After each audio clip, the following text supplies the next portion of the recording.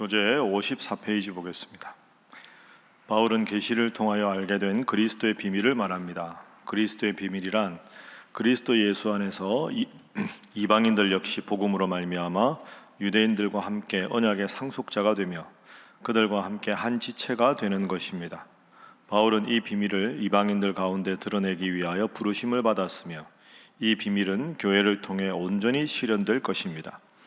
이어서 바울은 성도들의 속사람이 성령의 능력으로 강건하게 될 것과 그들이 서로 사랑 가운데서 행함으로써 예수 그리스도의 사랑을 더 깊이 체험하기를 간구합니다. 우리가 이 에베소서 읽기 전에 로마서를 읽었습니다. 그 로마서에 보면 1장부터 8장까지는 기독교 복음의 핵심이 나오고 12장부터 16장까지는 기독교 복음을 가진 우리가 어떻게 살아야 되는가에 대한 내용이 나왔습니다. 그 사이에 이 로마서 9장부터 11장에 이방인과 유대인의 관계에 관한 문제가 나왔습니다. 구약을 이미 알았던 유대인들 중에서 예수님 믿은 사람, 구약에 대해서 전혀 모른 채 예수님을 믿은 사람, 그 관계에 대해서 이제 바울이 자기 입장을 쭉 자세하게 설명을 했습니다. 그러니까 오늘 본문의 3장 앞부분도 이방인의 사도로 사도 바울이 부름을 받았다 하는 것에 대한 내용이 1절부터 나옵니다. 자, 1절 2절 말씀 우리 함께 읽어봅니다. 3장 1절 2절 시작.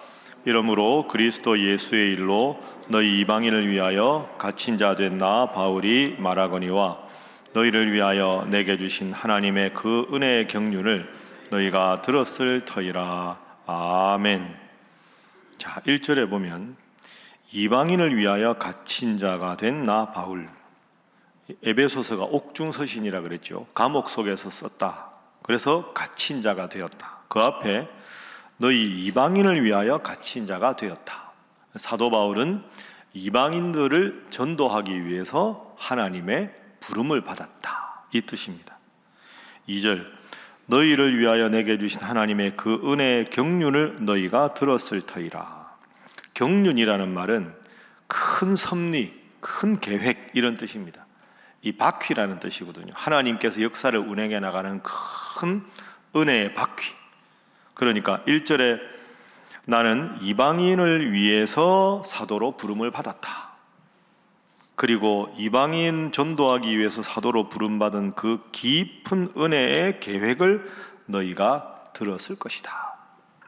사울일 때 예수님 믿는 사람들을 박해하다가 다메섹에서 예수님을 만나서 사울이 어떻게 바울이 되었는지 그리고 어떻게 전도했는지 그 모든 나를 향한 하나님의 특별한 계획을 여러분들이 이미 다 듣고 알고 있을 겁니다. 그랬던 바와 같이 나는 하나님께서 특별히 이방인들을 위한 사도로 부르셨습니다. 그러니까 사도 바울이 하나님 앞에 바울을 향한 하나님의 계획이 무엇인가를 함께 소개하고 있습니다. 그래서 첫 번째 기도 제목은 하나님의 깊은 경륜을 깨닫기 위해서 기도하게 하소서 하는 것입니다. 하나님의 깊은 경륜을 깨닫기 위해서 기도하게 하소서. 경륜이라는 말은 하나님의 섭리, 하나님의 계획이라고 말씀드렸습니다. 그러니까 사도 바울은 나는 하나님께서 이방인들을 전도하기 위한 사도로 부르셨다. 이게 바울을 향한 하나님의 계획입니다. 그럼 우리의 인생이라는 게 사도 바울처럼 나를 향한 하나님의 계획이 뭘까? 나를 통해 하나님은 무슨 일을 하기를 원하실까? 내가 어떻게 살아가고 어떻게 믿음 생활하기를 하나님이 원하실까? 그걸 깊이 기도해서 그걸 깨달아서 그대로 살아가는 삶이 복된 삶이다. 이게 바울의 결론입니다. 자, 그래서 그것을 4절에 보면 그리스도의 비밀 이렇게 말을 하고 6절에 보면 이는 이방인들이 복음으로 말미암아 그리스도 예수 안에서 유대인들과 함께 상속자가 되고 유대인들과 함께 지체가 되고 유대인들과 함께 약속에 참여하는 자가 됨이라. 이를 위해서 나는 하나님의 부름을 받았다. 여러분을 향한 하나님의 경륜은 무엇입니까? 여러분의 자녀를 통해서 하나님은 어떤 뜻을 이루기를 원하실까요? 올 한 해 하나님은 여러분을 통해서 어떤 계획을 이루어 가기를 원하실까요? 하나님께서 여러분에게 주신 기업이 있거나 직장이 있거나 올해 맡은 직책이 있으면 그것을 통해서 하나님은 어떤 경륜을 이루어 가시기를 원하실까요? 그게 우리의 기도 제목이 되어야 한다 하는 거죠. 가만히 한번 생각을 해보면 사도 바울이 이방인들을 위해서 사도로 부름을 받았다. 이건 참 신비한 겁니다. 바울은 사실은 유대인 중에 유대인 아닙니까? 바리새인이었지요. 베냐민 지파였지요. 철저하게 유대인인데 더 쉽게 생각하면 이방인 중에서 하나님을 잘 믿는 사람을 이방인을 위한 사도로 세우고 유대인들 중에서 유대인 율법에 철저하게 정통한 사람을 유대인을 위한 사도로 세워서 전도하면 훨씬 쉬울 것 같은데 하나님의 깊은 계획은 가장 뼛속까지 유대인인 사도 바울을 통해서 이방인의 세도로 부름을 받았어요. 그런데도 바울은 그것이 하나님의 계획이므로 나는 순종한다. 이렇게 지금 말하고 있습니다. 거듭 말씀드리지만 여러분 이제 지난주 특별 새벽기도 끝나고 이렇게 새벽기도 많이 오셨는데 참 귀한 일입니다. 올 한 해 하나님은 여러분을 통해서 무슨 일을 이루기를 원하실까요? 내가 올 한 해 작년과 다르게 그 전 해와 다르게 하나님은 나를 향해서 어떤 뜻을 이루기를 원하실까? 내가 어떻게 올 한 해를 보내면 하나님이 기뻐하실까? 그게 올 한 해 우리의 기도 제목이 되어야 하는 줄로 믿습니다. 내가 생각하는 내 계획이 아니라 하나님께서 나를 통해 이루고자 하는 그 경륜, 그 계획 깊이 기도하시고 하나님의 온전한 도구가 되어 그 뜻을 잘 이루어 드림으로 하나님께 큰 복을 누리는 여러분 되시기를 주님 이름으로 축복합니다. 자, 이어서 보겠습니다. 7절 말씀.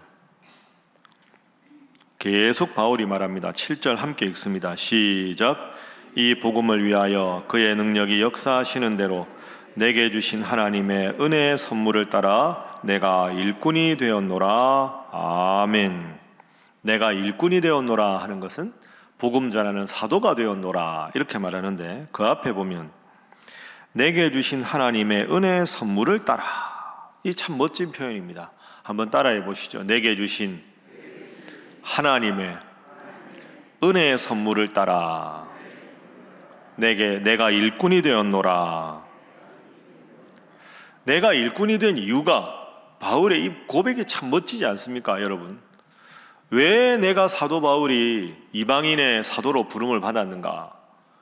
논리적으로 생각해보면, 세상적으로 생각해보면 사도 바울은 구약도 잘 알았고 그 다음 말씀드린 대로 베냐민 지파였고 바리새인이었고 더 중요한 건 로마 시민권을 가진 사람입니다. 로마 시민권을 가진 사람이기 때문에 이방 어디든지 가도 되는 거죠. 로마 시민권자가 그 당시에는 지금으로 말하면 뭐 딱 적절한 건 아니지만 미국 시민권자 그보다 훨씬 더 높은 거거든요. 세계 제국의 수도가 로마 아닙니까? 로마 시민권자라는 것만 해도 대단한 건데, 그러니까 사실은 7절에 맨 밑에 내가 일꾼이 되었노라 이 말 앞에 이렇게 말할 수 있습니다. 나는 가말리엘의 문화생이고 누구보다 많이 배웠고 유대인 율법에도 정통하고 그리고 내가 배운 것도 많고 가문도 훌륭하고 로마 시민권도 가졌고 이런 세상적인 조건을 잘 갖추었기 때문에 내가 일꾼이 되었다 이렇게 말해도 말은 통합니다. 근데 바울 보십시오. 한마디도 없습니다. 자신을 드러내는 자랑이 하나도 없다는 게 중요하죠. 7절 이 복음을 위하여 하나님의 능력이 역사하시는 대로 내게 주신 하나님의 은혜의 선물을 따라 내가 일꾼이 되었다. 내가 나 된 것은 오직 무엇 때문이다? 하나님의 은혜 때문이다. 그러니까 세상적으로 자랑할 게 수없이 많지만 바울은 아무것도 자랑하지 않습니다. 야, 당신은 대단합니다. 복음 전하다가 감옥에 갇혔네요. 야, 감옥에서도 이렇게 편지를 통해서 복음을 격려하네요. 당신은 가말리엘의 문화생이네요. 당신은 참 모든 조건을 갖춘 사람입니다. 아무리 말을 해도 사도 바울은 끄떡도 하지 않습니다. 내 모든 것은 빌립보서 말씀에 의하면 배설물처럼 여기겠다. 내게 주신 하나님의 은혜의 선물, 하나님의 은혜 때문에 나는 지금 복음을 전하는 사람이 되었다. 오직 은혜만 고백합니다. 11절, 사도 바울이 이렇게 사도가 된 것에 대한 이런 고백도 있죠. 11절 함께 읽습니다. 또 시작. 곧 영원부터 우리 주 그리스도 예수 안에서 예정하신 뜻대로 하신 것이라. 아멘. 내가 사도가 된 것도 다 하나님의 예정이다. 여러분, 하나님의 예정이다 할 때 주체는 하나님 아닙니까? 그러니까 바울은 지금 오늘 3장에서 거듭 말씀드리지만 자신을 하나도 드러내지 않습니다. 다 은혜고, 다 경륜이고, 다 예정이고, 전부 하나님이 하신 일이고, 나는 그 하나님 하신 일에 오직 순종할 따름입니다. 하나님이 써주셔서 그저 감사할 따름입니다. 이렇게 고백합니다. 그래서 두 번째 기도 제목입니다. 모든 것에서 은혜를 고백하게 하소서 하는 것입니다. 모든 것에서 은혜를 고백하게 하소서. 야, 대단하십니다. 아유, 제가 대단한 게 있습니까? 하나님 은혜입니다. 어떻게 그렇게 잘하십니까? 아유, 하나님이 부족한 저에게 지혜를 좀 주셨나 봅니다. 이 바울의 어법은 전부 하나님의 은혜죠. 그리고 제가 여러 번 말씀드렸는 대로 바울은 은혜라는 단어를 은혜라고 따로 쓰지 않습니다. 은혜로 되었다 이렇게 안 씁니다. 예를 들어서 아까 7절, 내게 주신 하나님의 은혜, 항상 나라는 단어와 은혜라는 단어를 연결시킵니다. 은혜가 보편적으로 누구에게나 주어지는 저 멀리 있는 은혜가 아니라 내게 주신 하나님의 은혜. 2절도 보십시오. 내게 주신 하나님의 은혜. 내게 주신 하나님의 은혜. 그 은혜가 크다는 거죠. 여러분, 이 표현이 참 멋진 표현입니다. 은혜가 저 누구에게나 있는 은혜가 아니라 나에게만 주신 특별한 은혜로 내가 구원받았습니다. 내게 주신 은혜로 내가 사도로 부름을 받았습니다. 내게 주신 은혜로 내가 이방인을 위해서 오늘도 사역합니다. 내게 주신 하나님의 은혜로 감옥에 갇혔지만 말씀을 전하겠습니다. 따라합니다. 내게 주신 하나님의 은혜. 여러분 믿습니까? 평생 이렇게 고백하십시오. 남들은 여러분을 향해서 칭찬해도 이런저런 말을 해도 내게 주신 하나님의 은혜. 바울을 향해서 그런 말하는 사람 많았을 겁니다. 참 저 사람 사서 고생한다고.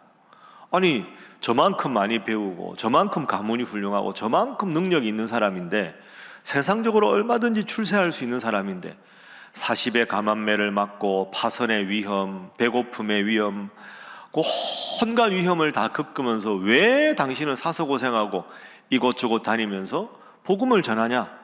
세상 사람들 보기에는 이해가 안 되는 겁니다. 근데 바울은 뭐라고 고백합니까?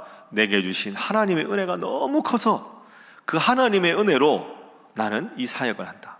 세상적인 관점과 은혜의 관점이 서로 다른 겁니다. 세상적인 관점이 아무리 뭐라고 바울에게 말해도 나는 하나님의 경륜을 따라 하나님의 은혜를 따라 살아가겠다.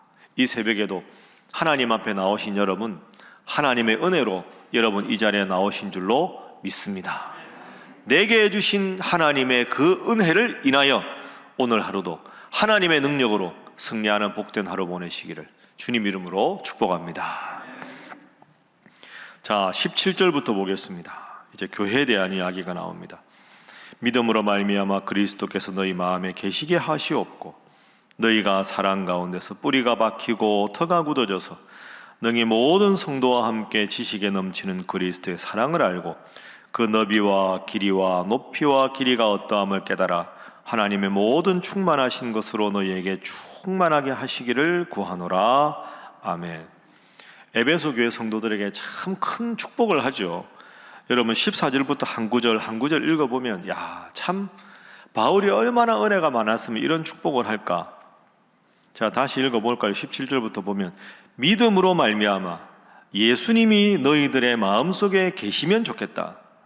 그리고 에베소 교회 성도들아, 너희가 서로 사랑 가운데서 뿌리가 든든히 박히고 터가 굳어져서 모든 에베소 교회 성도들과 함께 여러분 한 사람 한 사람이 지식에 넘치는 예수님의 사랑을 알고 예수님의 사랑의 넓이와 길이와 높이와 깊이가 어떠함을 깨달아서 충만한 하나님의 은혜가 여러분에게 깃들기를 바랍니다.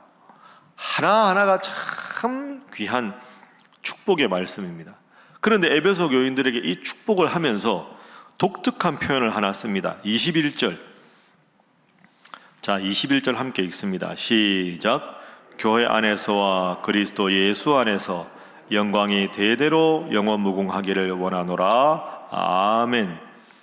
이런 깊은 은혜가 21절 그리스도 예수 안에서 무궁하기를 원합니다. 이렇게 써도 되는데 에베소서의 특별한 표현은 21절 앞에 따라합니다. 교회 안에서와, 교회 안에서와. 이게 에베소서의 특징입니다. 에베소서는 바울의 그 어떤 성경보다 교회를 강조합니다. 교회. 그래서 에베소서는 교회론이다. 교회가 어떤 곳인가 알고 싶으면 에베소서를 읽는 게 제일 좋습니다. 그 근거가 21절 아닙니까? 이런 큰 은혜가 그리스도 예수 안에서라고 하면 되는데 교회 안에서와 이렇게 말합니다. 그러니까 에베소 교회 안에서 성도들이 은혜가 충만하고 예수님의 사랑의 길이와 넓이와 높이와 깊이가 어떤지 여러분이 속한 에베소 교회 안에서 넘치기를 바랍니다. 교회 안에서와 이게 아주 중요합니다. 그래서 세 번째 기도 제목은 은혜가 넘치는 신일교회가 되게 하소서 하는 것입니다. 은혜가 넘치는 신일교회가 되게 하소서. 교회 안에서 여러분 이런 교회가 돼야 되지 않겠습니까? 주일날 모이거나 하면 내게 주신 하나님의 은혜를 자랑하고 우리 부서가 기도하고 한 일이 얼마나 하나님이 풍성한 복을 주셨는지를 자랑하고 자녀와 함께 기도했더니 하나님이 자녀에게 어떤 복을 주셨는지도 자랑하고 큰 염려와 기도 제목이 있었는데 그걸 기도하니까 어떻게 들어주셨는지 자랑하고 그러니까 주님께서 주신 우리에게 주신 모든 은혜가 교회 안의 성도들에게 풍성하고 넘쳐갈 때 우리 신일교회가 잘 되고 잘 될 줄로 믿습니다. 그러니까 교회는 사랑의 용광로가 되어야 합니다. 세상에 찌들었던 온갖 죄와 영적인 불순물들이 다 오면 깨끗이 정제되고 아름답고 깨끗하게 변화되가듯이 교회 안에 들어오면 모든 죄가 다 씻어지고 마음의 상처가 치유가 되고 불편하고 힘든 마음도 그래 하나님 은혜로 용서할 마음도 생기고 그런 교회가 되어야 됩니다. 그러니까 에베소서를 감옥 속에 있으면서도 교회를 사랑하는 에베소 교회를 향한 바울의 이런 사랑이 깊이 들어 있습니다. 교회 안에서 꼭 기억하십시오. 오늘 말씀 우리 세 가지 기도 제목을 나누었습니다. 하나님, 나를 향한 하나님의 깊으신 계획, 그 경륜을 깨닫게 하시고 하나님께서 나를 써주신 그 은혜가 얼마나 넓고 깊은지 생각하게 하시며 우리 신일교회 안에서 주님의 그 위대하신 은혜가 날마다 드러나는 교회가 되게 하소서 기도하심으로 날마다 주님 앞에 새벽에 나오는 일이 제일 기쁜 일이 되게 하시고 이 교회가 사랑의 용광로가 되어 주님 사랑을 온전히 드러내는 우리 교회가 되고 여러분 모두가 될 수 있기를 주님 이름으로 축복합니다. 기도하겠습니다. 하나님, 나를 향한 우리 사랑하는 자녀들과 우리 사랑하는 성도들을 향한 하나님의 깊은 뜻을 깨닫게 하시며 나를 그저 사용해 주신 하나님의 은혜에 늘 감사하고 우리 신일교회가 주님에 대한 간증과 사랑과 은혜의 고백이 넘쳐나는 온전히 주님께서 주인 되시고 주님 기뻐하시는 교회가 되게 하여 주시옵소서. 이 일을 위해 세워주신 우리 모든 목회자들에게 지혜와 능력과 겸손으로 함께하여 주시고 오늘 수요 저녁 기도회를 통해서도 주님 풍성한 은혜로 역사하여 주옵소서. 함께 기도합니다. 주여 믿습니다. 주여 믿습니다. 주여 믿습니다.